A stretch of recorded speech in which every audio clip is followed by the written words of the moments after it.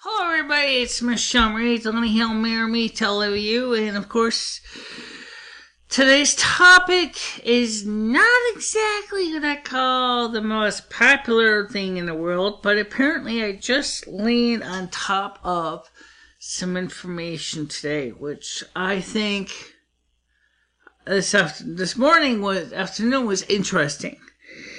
And then just now from Fox News, I just got some more interesting little pieces of news coming as of, let's see here, it said at 6:52 p.m. April 28th from Fox News.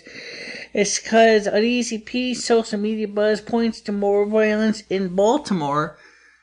And it turns out, I'm just going to give you a quick recap of this here from the first few paragraphs. It says here, the data mining firm that found between 20 and 50 social media accounts in Baltimore linked to the violence in Ferguson, Missouri, is now reporting a spike in message traffic in Washington, D.C., Philadelphia, and New York City, when protesters trying to get rides to Baltimore for Tuesday night. Now, I gotta warn you, something's going on, guys. Now, I think that whoever it is going to be planning to make this a lot worse. And what happened in Baltimore happened in Ferguson, and it kind of happened also, of course, at the time of the Rodney King as well. So Rodney King wasn't quite as organized. So I wanted to tell you that I found out that Baltimore was organized as the Purge, thanks to the help of some Muslims organization that managed to coordinate and work this out. This is really amazing. Between the Black Guerrillas, the Bloods, and the Crips gangs, two very rival gangs that hate each other's guts to no end. But when you got them to say that we have a common enemy, which is the fuzz, the police, it didn't take much to realize that what they had in common was a desire to destroy, disable, and dismember all civilness and make the police run for their lives. And that's exactly what happened in Baltimore. Was just that. As these gangs and a few other groups, possibly organized by anywhere from 20 to 50 professional anarchists. Notice the word anarchists. The kind of people that could possibly encourage the Department of Homeland Security, the FBI, and yes, the NSA, to use martial law to crack down, round up, and place into detention centers these insurgents. And these men and women and children, and yeah, there are kids too, they're there too, are organized, and they are angry, and they are furious, and they just want to bash and smash. That's exactly what they were doing on Monday in Baltimore. The thought of them moving their forces to intercept and cause a kind of mayhem in New York City, Philadelphia, Pennsylvania, and Washington, D.C.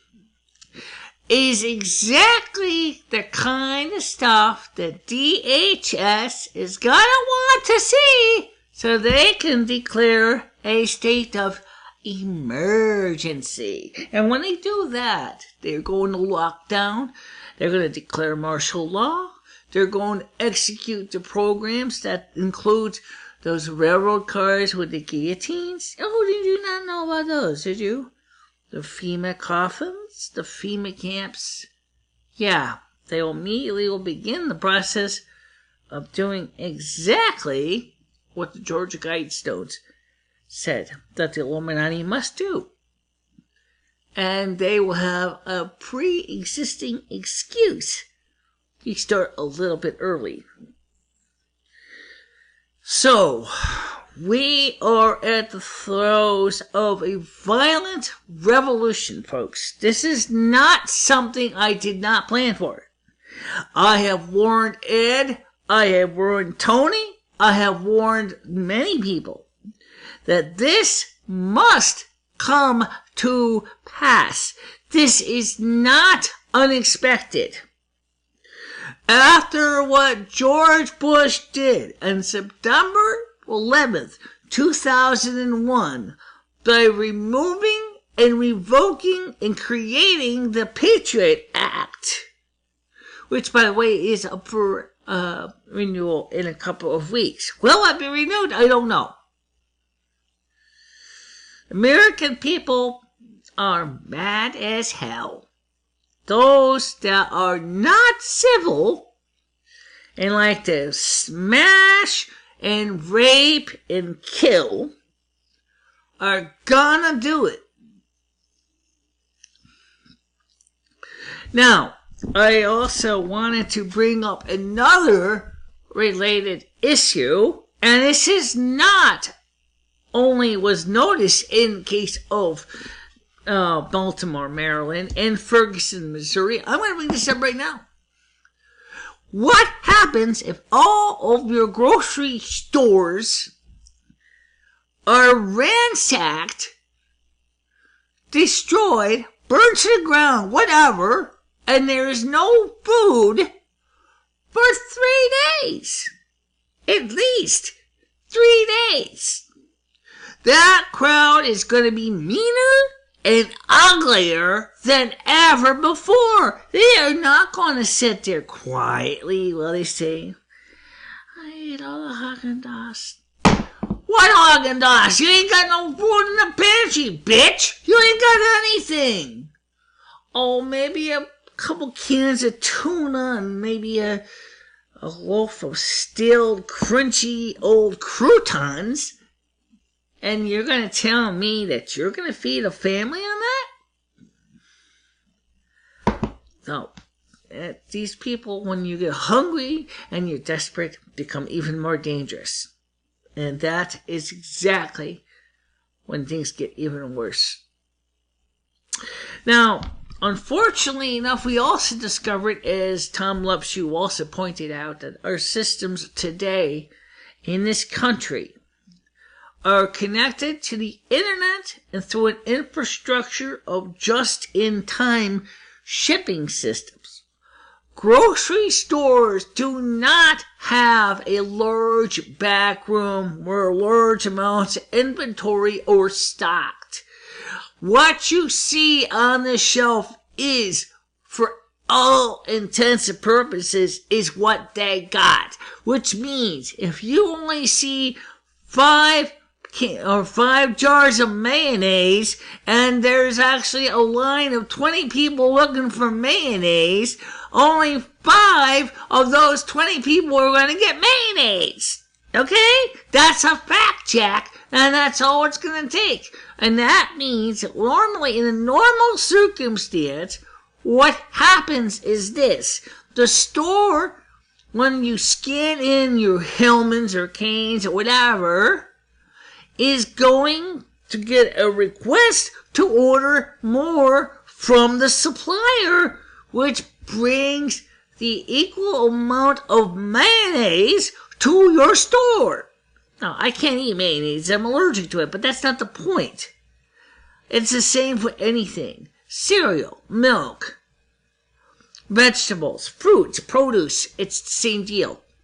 There's only on the average for most stores about 3 days if every Tom, Dick, and Harry comes in to buy. Notice the key word, buy the product.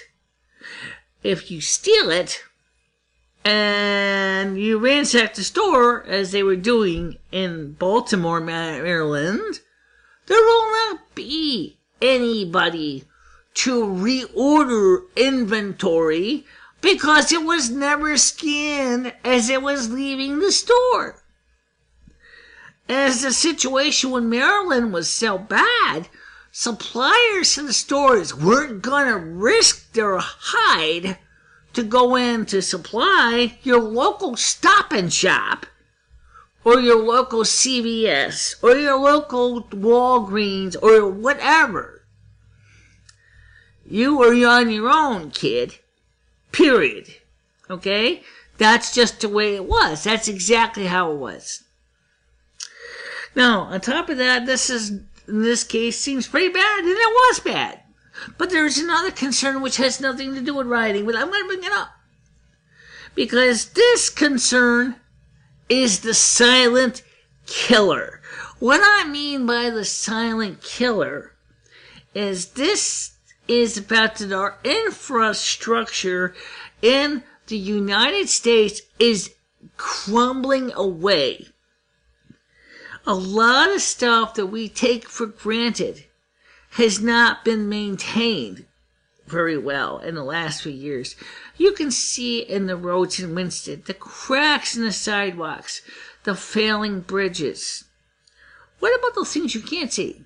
What about the water lines? What about the gas lines? What about the power grid, which sometimes has got rusty, corroded old cables and poles that have probably not been addressed, for years? Sometimes the cables would be patched and clamped and screwed and nailed together, but guess what? No one's been maintaining them. The one day it's going to come, as it did in 2003, when that power grid is going to go poof! That's it. Just like when New York was plunged in the dark. No power for several days in New York City. No subway trains. No running elevators. No working water in a lot of the building upper floors. No refrigeration. That means food starts going bad. And again, no grocery stores. No gas. You couldn't even buy gas. And I'm not even talking about Hurricane Sandy. They wouldn't go to Hurricane Sandy. That was bad enough too, wasn't it? It was equally terrible, if not worse.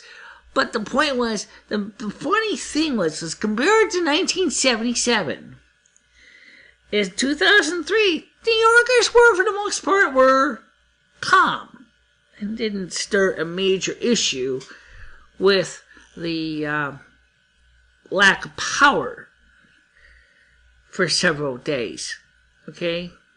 But if that several days, as it did in Hurricane Sandy, resulted in weeks, and you're hungry, and you can't buy gas for your generator, and you're cold, and you're miserable, it doesn't take no rocket scientist to see that if your neighbor has got his little putt running in the backyard and you don't, and he's refusing to share his extension cord with you, it doesn't take too long to figure out that you're going to steal that power source for yourself.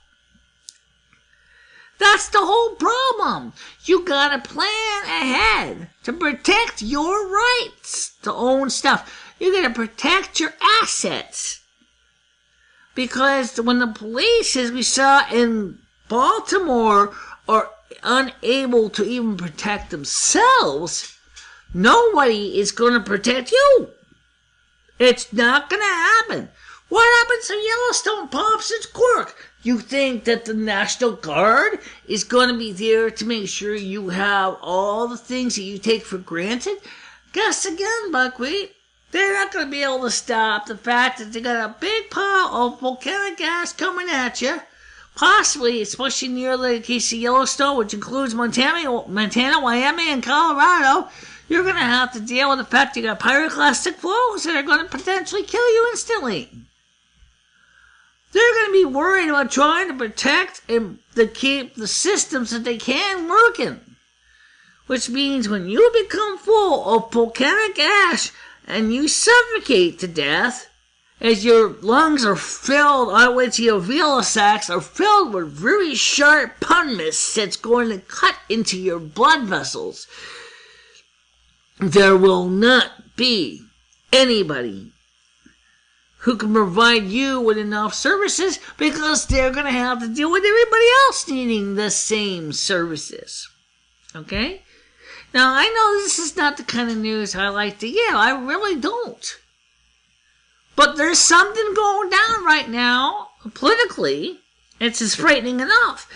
But when you add in the fact that the United States' infrastructure is collapsing, deteriorating from the inside out, our economy is deteriorating, our morals are deteriorating, we're reaching a level almost of social depravity, and you just got a big problem. And I haven't even talked to you about the climatic weather changes yet, have I?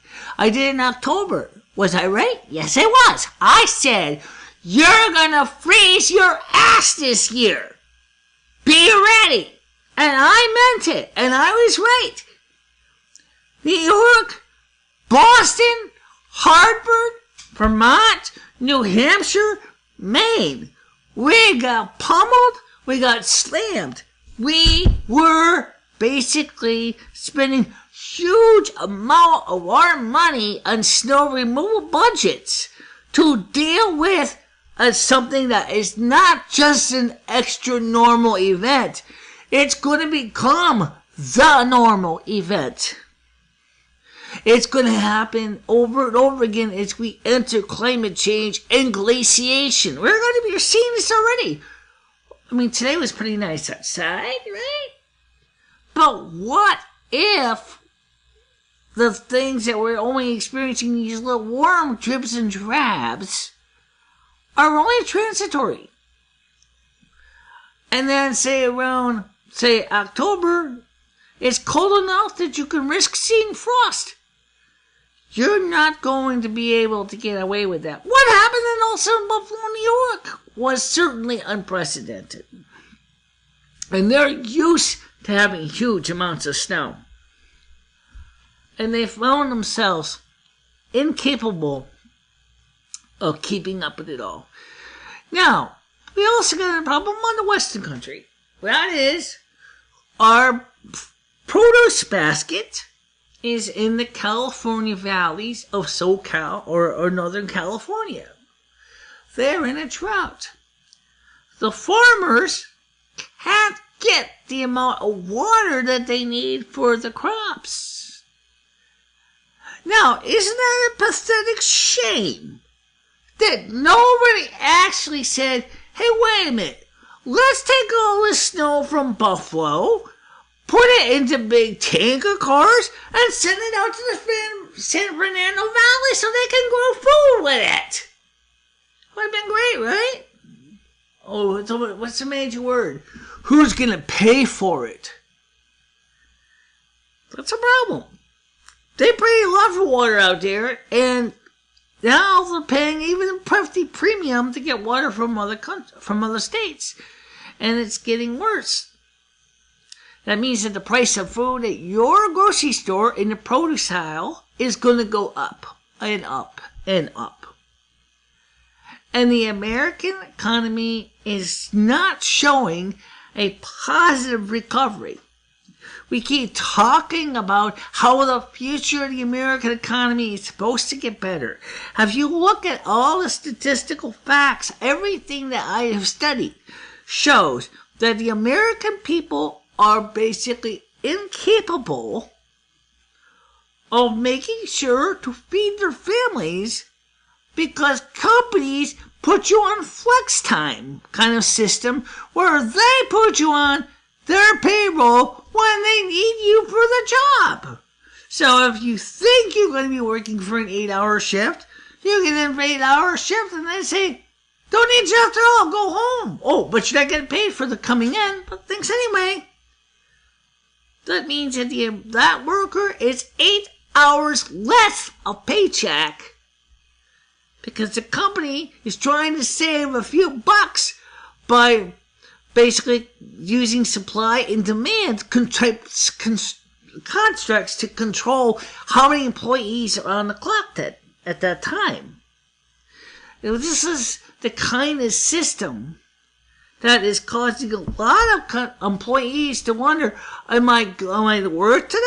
Or am I going to be sent home and not make any money at all? Or am I going to work for a few hours and then be told that my shift is over to go home and I only got 2 hours work in? Yes, it's that bad. Now, Tom loves you and me have told you and will continue to tell you that you must prepare. You must prepare. You must stock up. You must make sure you have an adequate amount of food and water and shelter. And he didn't mention this. I'm going to tell you this right now. The appropriate clothing for your climate. Here in New England, that means you're going to be dealing with snow and ice and cold. Starting from late autumn to early spring. Because this year, I'm telling you right now, I am not guaranteeing that this winter will be mild. I'm going to tell you right now, if you think it's going to be mild, I hate to tell you this, wishful thinking, kid. I was right in October of last year, and I got a strong feeling it's going to be the same this year. So make sure to stock up on fuel, food, and yeah, if you can get it, ammunition. Oh, but wait a minute. Why is they always talk about firearms? What about other kinds of arms? I mean, I mentioned on a few of my videos in the past, it was a sword, a crossbow, a longbow be of any use? Of course it will be. Except for one problem. Just like with the case of a gun, you using, especially for crossbows and longbows, you have to deal with the fact that you're going to be using consumables, which in this case are bows or bolts and arrows. That means that you're going to need to keep a readily supply of bolts for your crossbow and arrows for your longbow on hand, always. A good high quality sword, such as a hand and a half or a two-handed sword, is a fantastic tool, but make sure you know how to use that tool, because don't forget, if you're going up against armed marauders who have guns and you got a sword, they're going to pick you off like no tomorrow, because they know that for the number of hit points of damage that you can inflict on them and cause them injury, they're going to want to make sure that you're out of the picture as fast as they can. Okay? Now, marauders basically don't really want necessarily to destroy any life, but they certainly will rape your daughter, they certainly will rape your dog, and they certainly will rape your wife too, and of course, Why not? Maybe they'll rape your husband. I don't know. Depends on the rider, right? They certainly will cause harm. What they really want is food and supplies. And so they will seek and scout out any resources that you have on hand. You got to plan ahead, folks. This is not a game. You thought because 2012 is over, you think the preparation is over? You know, I'm going to tell you something. We prepared for 2000 Y2K. I prepared for 2000. I didn't have a lot. I couldn't afford to get a lot, but I prepared as best I could. I had some resources on hand, which came in to be very useful when we actually lost power a few days after because of a crisis. We had the food, we had the fuel on hand, we were ready to go. Likewise, 2012, I have food and supplies. It's not much, but it's better than nothing at all, trust me. And given what we know what's going on with the infrastructure of the ticking time bomb of the United States, there is no guarantee that even if no marauders destroy Baltimore or New York or Philadelphia or anything, that you can guarantee that the lights are going to stay on. And nor can you guarantee that the gas will continue to flow into your home for your heat and hot water. Or that the water from your city municipal water supply is going to remain clean and safe to drink because of a variety of reasons, from rusting pipes to possible sabotage to your drinking supply.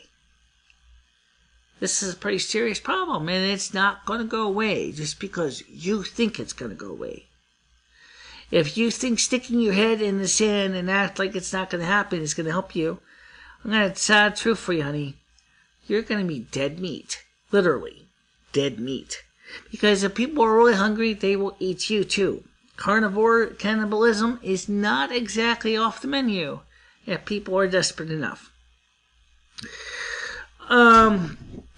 So I'm just telling you right now that given what we see from Fox News is we may have to deal with more of the same as we saw in Baltimore. And this winter, we're going to have to deal with more of the same snow events here in New England that we did with last winter. And even though I'm the North American snow queen, I'm going to tell you right now, I am not picking favors. I am not going to pick favoritism. I hate to say it, guys, as much as I have a heart. But I'm warning you now. Prepare. Be ready. Because like I said last year, I'm not rolling no punches. I'm not going to prevent what has to happen from happening. Okay? Because it's time that you wake up and smell the reality. Nothing is the same anymore. That's the sad truth, and that's what happened when the case of the people of Rome, by the way. The people of the Visigoths and the Huns knew that they could basically destroy Rome by cutting off the resources that they needed. Hungry and desperate Roman citizens, the whole entire system just went down the shitter. Literally. And that is because they realized that when you cut off the supplies that keeps people happy and smiley, they're not happy and smiley anymore. They're ugly and brutal, and they will kill each other for the most basic thing, even if it's a can of tuna and a jar of mayonnaise. So, plan ahead. Prepare for what is to come. I'm warning you now. It's going to get ugly out there, and it's going to get ugly fast. I want you to be ready for this. It's not going to stop. Thank you very much for watching, guys, and please do not forget to like or dislike, share with your friends and enemies, and of course do comment in the comment section below. I would appreciate that. Please let me know what you think. If I'm right, wrong, hey, I can take it, okay? I'm just trying to be my best to give you a heads up right now, and hopefully, if I wish I could say hopefully with 100% certainty that this is not going to happen, but you know, I see it coming. I see the bad moon rising, and it's going to destroy a lot of people's lives and take a lot of lives too. Just like the song with Clean's Clearwater Revival. So be ready, because it's coming for real. Good night, everybody.